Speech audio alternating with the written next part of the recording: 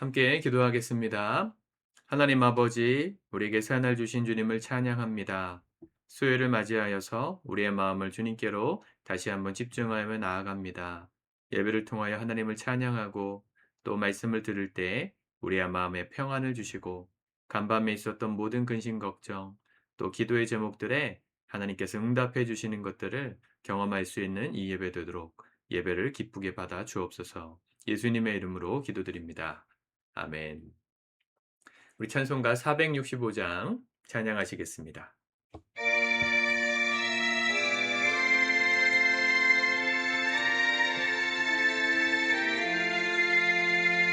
주 믿는 나 위해 진실하고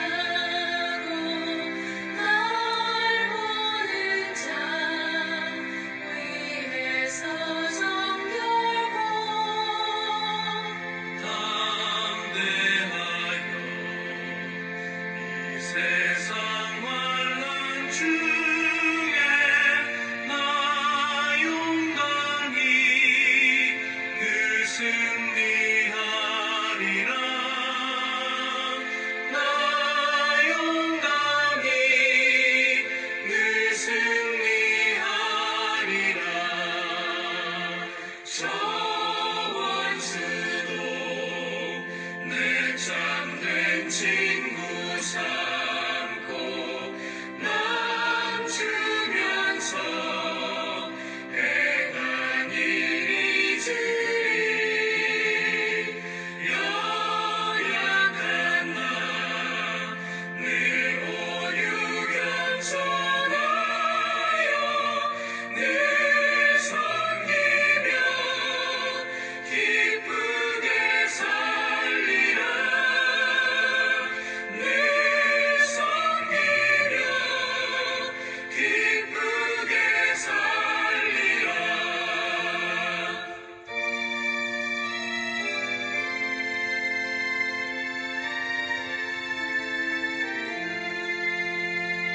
늘 바빠도 나 힘써 기도하며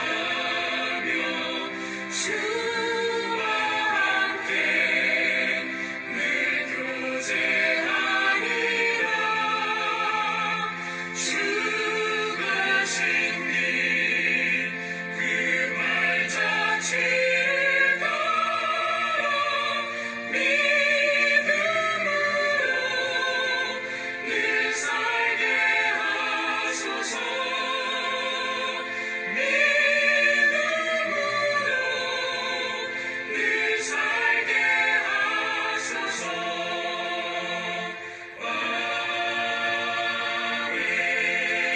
아멘. 아멘.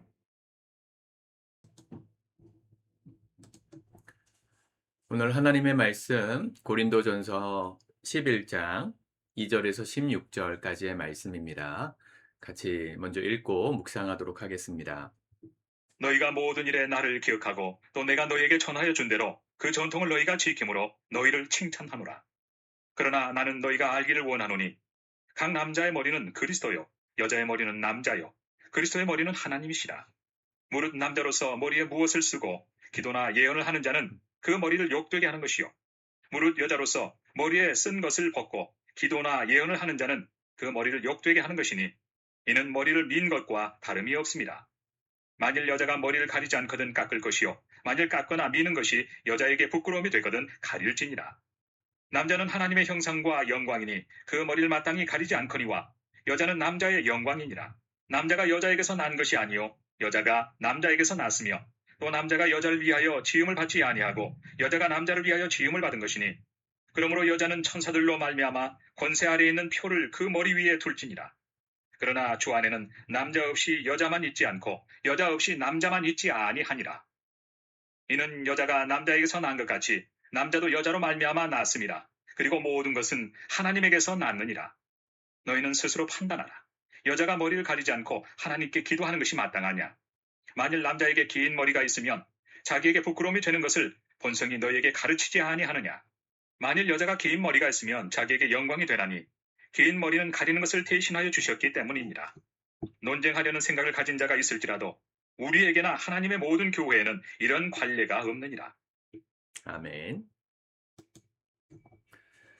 오늘 말씀은 남자와 여자의 이 관계성이라 그럴까요? 집안에서의 어떤 관계, 그것들에 대한 성경적인 기준, 특별히 바울은 남자가 여자 머리다 이렇게 얘기하고 있는 겁니다.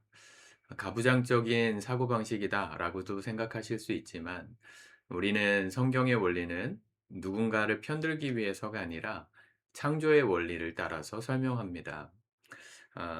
3절에 보면 그러나 나는 너희가 알기를 원하노니 알기를 원한다. 이 말은 사람들의 상식 속에서 그것이 점점 비상식이 되어 가고 있다는 걸 전제하는 것입니다.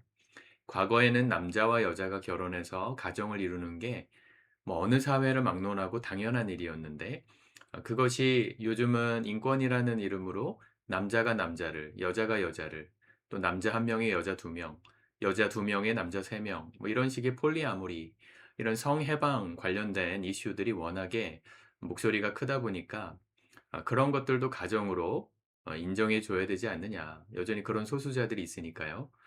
그러다 보니까 과거의 정상이라고 생각했던 것들을 정상이라고 말하는 것 자체가 이 차별이다. 이렇게 생각하는 분들이 많아지고 있고 또 그런 소수자들이 더 이상 소수가 아닌 것 같은 그런 사회를 살고 있습니다. 어느 인류학자가 그렇게 논평한 걸 본 적이 있어요.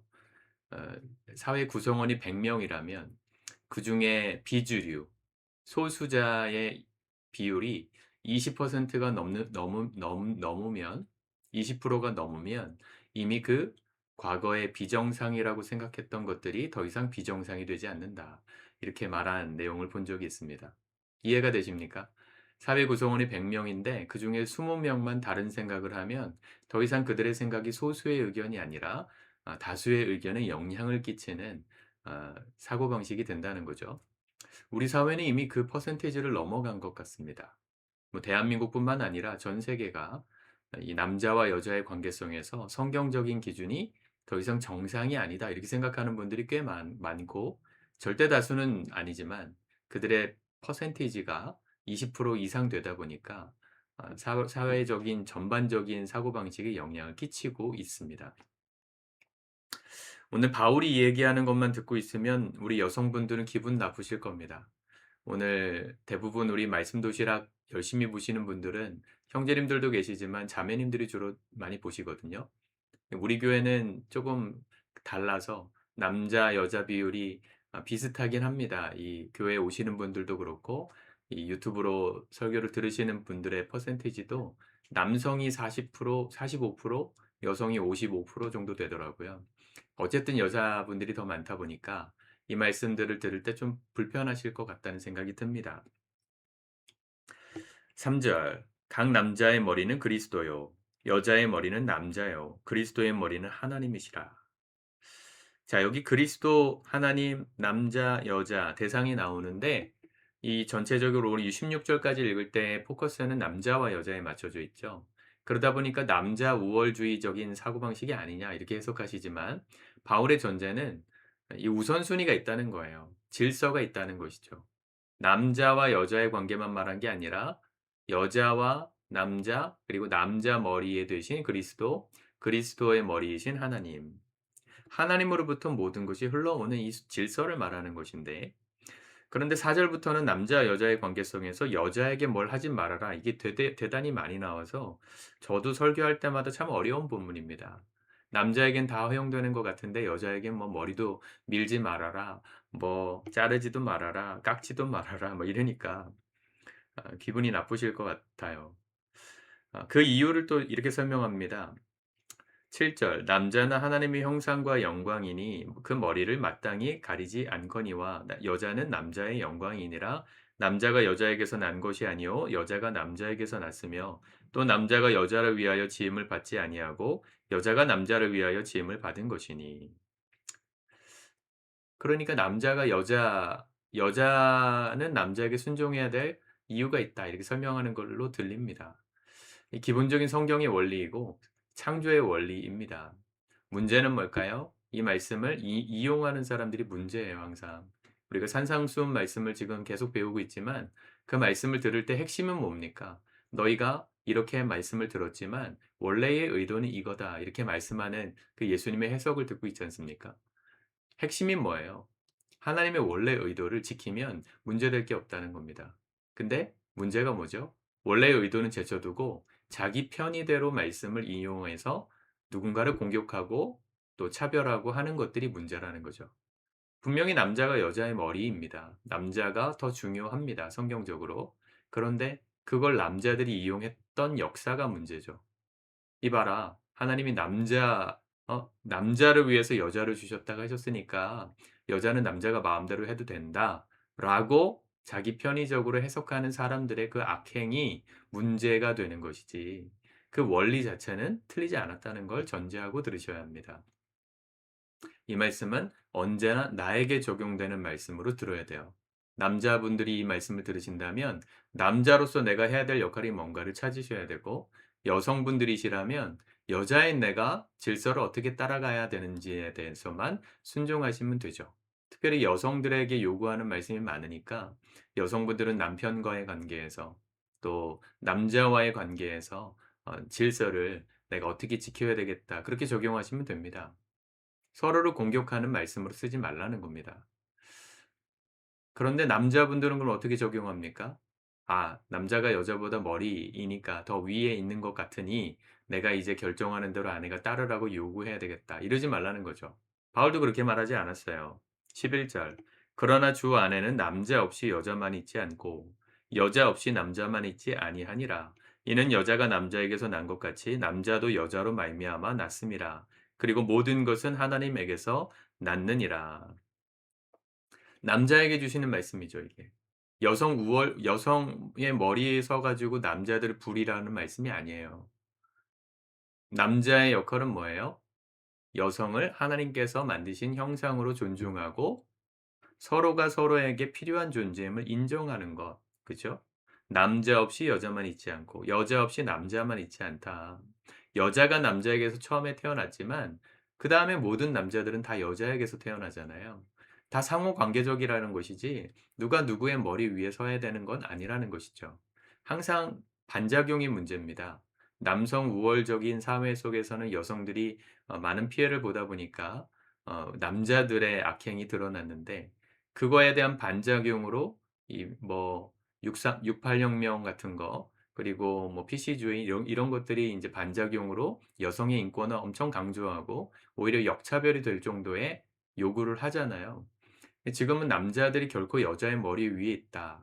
모르겠어요. 사회적으로는 그런 통념이 남아 있겠지만 아마도 80 년대 이후에 태어나신 분들에게는 남자와 여자의 비율에서 '남자가 여자의 머리 위에 있다.'라고 생각하는 분들이 거의 없지 않을까. 예 제가 볼 땐 그렇습니다.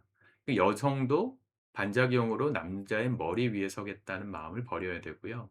서로가 서로에게 필요한 존재라는 것을 인정하는 것이 필요합니다. 존중이 필요하다는 것이죠. 그러려면 누가 있으셔야 돼요? 남자와 여자 사이에 하나님이 계셔야 돼요. 요즘 인제 성별, 젠더 갈등이 너무 심화돼서 서로가 서로에 대한 못마땅하는 마음이 굉장히 큽니다. 우리 성도님들 중에는 커뮤니티 같은 거 많이 안 하셨으면 좋겠어요. 특히 남초, 여초라고 표현하나요? 하여튼간 남자들만 모여 있는 커뮤니티, 여자들만 모여 있는 커뮤니티에 가입하지 마세요. 거기 주로 글 열심히 남기는 키보드 워리어들은 대부분 백수들입니다. 시간 없고 시간이 많고 누군가에게 대한 불만이 큰 사람들이 주로 활동해요. 하죠. 대부분의 사람들은 구경꾼이고 한 80% 이상 되는 사람들은 거기 와 가지고 세뇌당하는 사람들이 대부분입니다. 어느 쪽이든. 남자 커뮤니티든 여자 커뮤니티든. 거기에만 머물러 있으면 서로가 못마땅해요.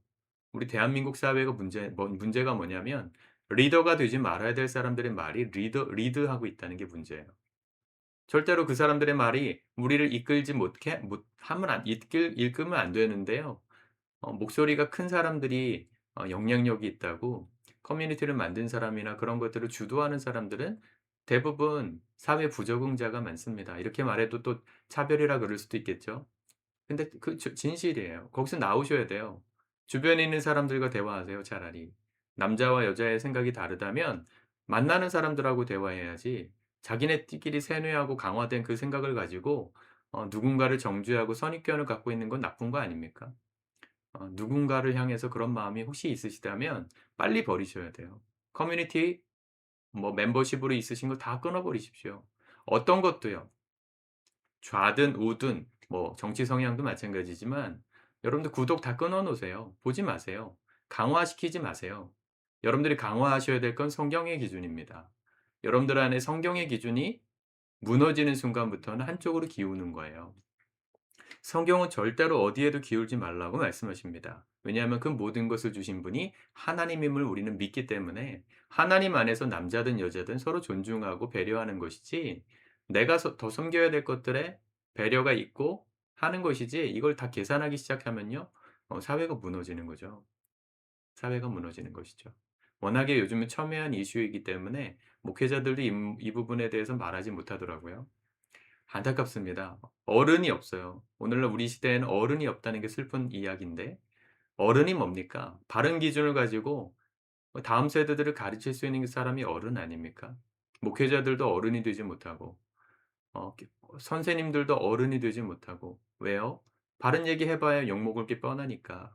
아까도 말씀드렸지만 비정상인 사람들이 20%가 넘어가니까 그들의 이야기가 더 이상 비정상처럼 들리지 않는 사회의 분위기가 너무 안타깝거든요.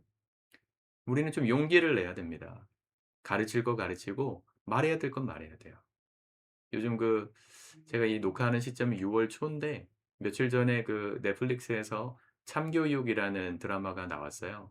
아내가 소개시켜 줘 가지고 알게 됐는데 몇 개 봤는데 재밌더라고요. 재밌다기보다는 생각거리를 많이 주는 '왜 이제서야 이런 것들이 공론화되나.' 싶을 만큼 이 무너진 학교에서의 선생님들의 교권 또 단순히 선생님들만을 편드는 기관이 아니라 어떤 권력 구조적으로 이 편법으로 자녀들의 이 부와 명예를 승계하는 그런 사회 구조적인 모순을 아주 핵사이다처럼 꼬집은 드라마더라고요. 제가 그걸 보면서 느꼈어요. '야 이거 보면서 통쾌하다고 느끼는 분들은 가진 게 별로 없는 분들이겠다. 사회적으로 약자들이겠다.' 지금 또 이걸 보면서 불편해하는 사람들이 분명히 있을 건데 이 드라마가 나에게 불편함을 준다면 아마 '그 사람은 기득권에 가까운 사람일 것이다.'라는 생각이 저는 들더라고요. 여러분들 어떻게 느끼셨나요? 아마 대부분 이 영상이 나갈 때쯤에는 이슈가 많이 됐을 것 같은데 지금도 이슈가 많이 되고 있던데요. 저는 그걸 보면서도 마찬가지입니다. "어른이 아이들 앞에서 겁을 먹으면 세상이 망한다." 거기 주인공이 그 말을 하거든요.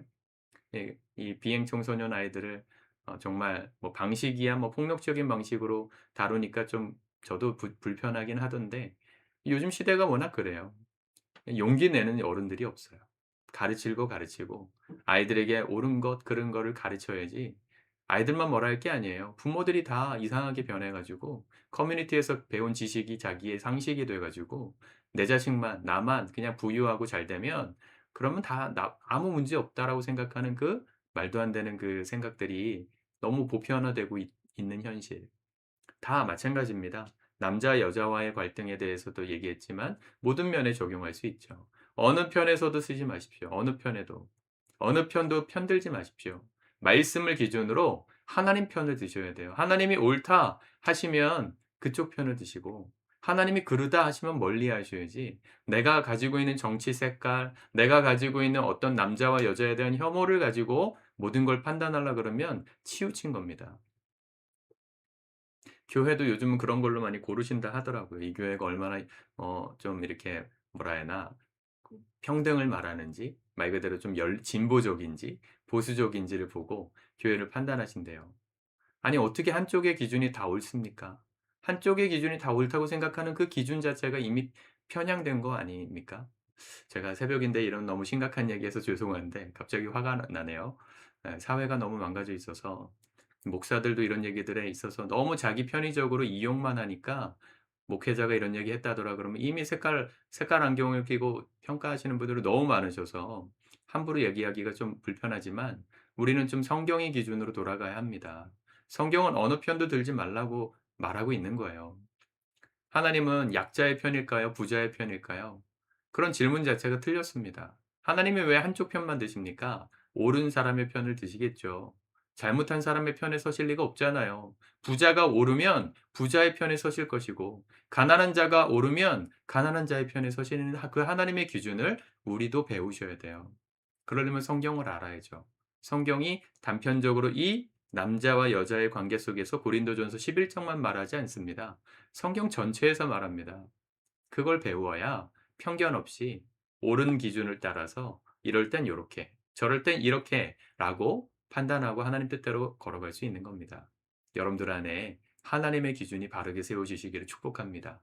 오늘 내가 살아가는 삶의 현장에서 내가 가진 상식을 자꾸 내려놓는 연습을 하십시오. 우린 너무 똑똑해요. 내가 가진 생각이 옳다고 생각하는 그 마음이 너무 커요. 그리스도인들은 겸손한 사람입니다. 내가 가진 생각이 틀렸다고 전제하고 시작하십시오. 우리의 생각은 틀렸고 하나님께서 가르쳐 주시는 기준으로 살아야지. 이 마음으로 사셔야 겸손히 행할 수 있어요. 실수하지 않을 수 있어요. 할 얘기가 갑자기 많아지지만 여기까지만 하겠습니다. 16절 논쟁하려는 생각을 가진 자가 있을지라도 우리에게나 하나님의 모든 교회에는 이런 관례가 없느니라. 여전히 하고 싶은 얘기 여러분들도 많으시겠지만 논쟁하지 맙시다. 우리 하나님 말씀을 함께 배우고 함께 성장해서 뭐가 진짜 맞는 기준인지를 정확하게 분별할 줄 아는 성숙한 그리스도인들로 오늘 하루 살아가시기를 우리 주님의 이름으로 축복합니다. 기도하겠습니다. 주님 감사합니다. 사회가 너무나도 혼탁스럽습니다. 다 각자의 기준을 가지고 자기가 옳은 대로 생각하기 때문임을 깨닫습니다. 남자와 여자의 이슈를 넘어서 보수와 진보의 정치 색깔 또한 우리 사회의 문제가 크게 되고 있습니다. 하나님, 우리는 어디에도 속하지 않게 하소서. 하나님의 기준을 따라 옳은 기준을 따라 하나님께서 기뻐하시는 것들을 붙들고 나아가는 훈련을 하게 하여 주옵소서. 내 생각이 틀렸다 전제하고 오늘도 겸손히 하나님의 말씀을 귀담아 듣고 그 말씀의 기준을 따라 살아내는 우리 모두 될 수 있도록 축복하여 주옵소서. 예수님의 이름으로 기도드립니다. 아멘.